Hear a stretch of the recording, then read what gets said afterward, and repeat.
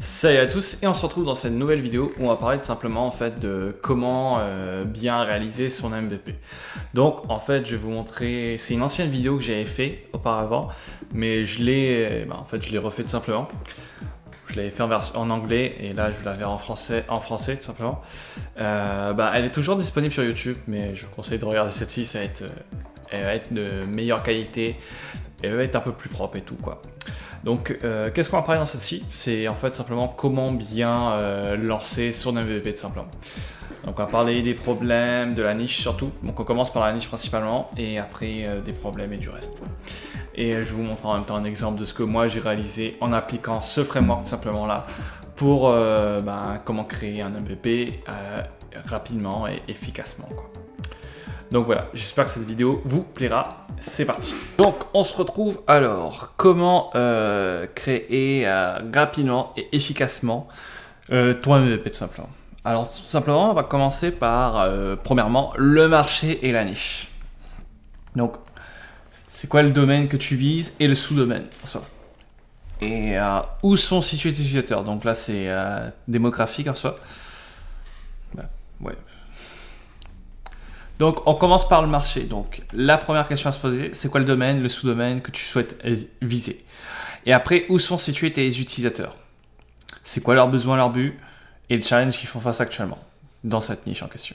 Donc, voilà les questions à se poser pour le marché et la niche. Une fois que ça c'est défini, donc c'est très simple, on passe au problème. Donc, c'est quoi leurs problèmes? Les galères qu'ils font face et les pensées et croyances limitantes qu'ils ont actuellement et qu'on pourrait changer avec la solution qu'on va créer. Donc voilà les questions basiques qu'on doit se poser pour les problèmes. Et donc après tu fais une liste de problèmes très simples, très basiques qui sont basés sur ces deux types de questions. Et ensuite on va répondre tout simplement à la solution. C'est quoi la solution en fait? Donc on va transformer les problèmes en solutions en te posant les questions suivantes pour chaque solution pour chaque problème transformé en solution. Donc est-ce que c'est trop cher pour lui? Est-ce que cela prend trop de temps? Est-ce que cela n'est pas sa priorité? Est-ce que c'est difficile ou le rend confus cette solution? Il faut que c'est une solution qui soit simple et facile à comprendre, quoi. Pareil, ensuite, une fois qu'on a terminé la solution, on va se concentrer sur comment confirmer son idée. Donc cette partie-là, c'est la partie, je pense que les devs préfèrent moins, plus qu'ils préfèrent rédiger les solutions des problèmes et tout, et la niche. Mais pour confirmer, là, il faudra sortir un peu de sa zone de confort. Donc, à qui demander pour la validation de son idée, à qui demander et où demander. Donc, sur les réseaux sociaux, que ce soit par mail ou par appel téléphonique. Donc, à qui exactement tu peux demander à tes amis, famille ou collègues, par exemple. Et donc, tu as 3 types de questions à te poser en rapport avec ta solution et les problèmes. Donc, c'est quoi leurs opinions concernant la niche? Sur leurs opinions concernant la niche. Donc, par exemple, disons que tu fais un produit de productivité. C'est quoi leurs opinions concernant la niche actuellement sur ça? Sur les applications de productivité de niche, par exemple. Leur situation lorsqu'ils utilisent ça, par exemple. Et ensuite, la dernière question, c'est sur ton idée d'application. Donc, principalement, tu priorises les 2 premières questions, leur opinion et leur situation actuelle. Ensuite, une fois que tu as posé beaucoup de questions sur ces 2 types de questions-là, tu finis sur l'idée de ton application. Donc, avant, bien sûr, tu pitches ton idée avec les solutions que tu as listées un peu. Et tu les demandes c'est quoi leur avis à propos de ton idée d'application. Est-ce que vous êtes intéressé par ça? Si oui, est-ce que vous voulez que dans le futur que je vous recontacte pour la tester, etc. Et donc là, on vient sur la partie recueillir les avis, tout simplement. Donc, simplement, une fois que tu as recueilli les avis en posant les différentes questions à différentes personnes, tu regardes si cela correspond au problème et cela valide tes solutions.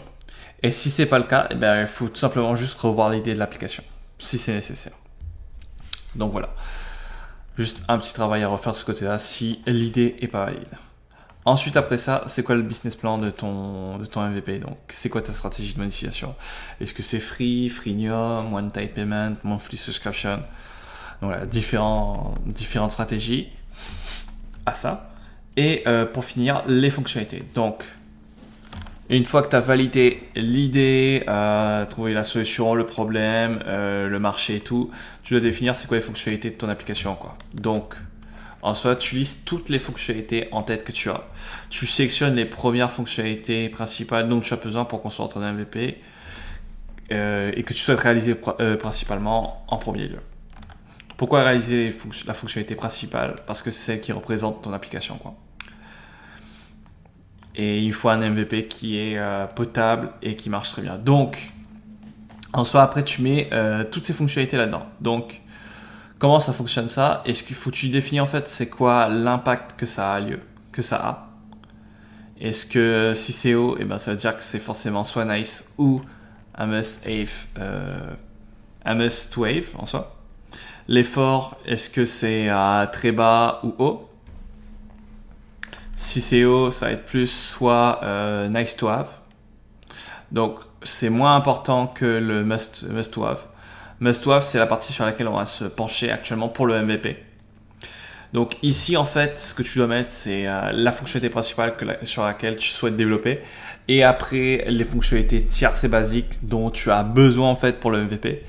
Disons par exemple, comment dire ça? Disons que je vais reprendre mon idée de ça. Je crée un gestionnaire de pub là.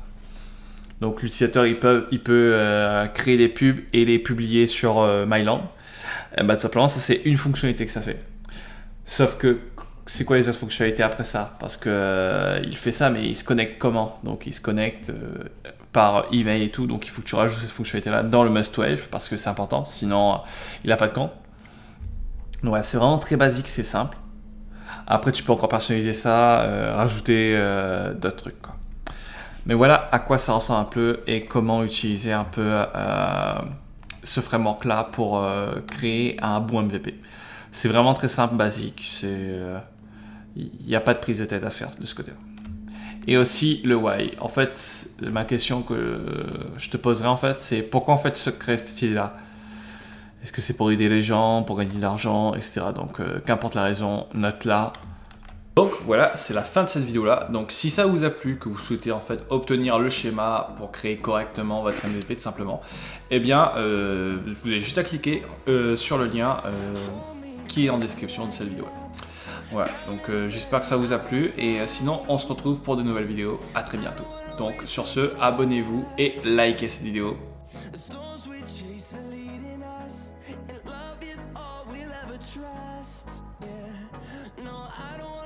What's left?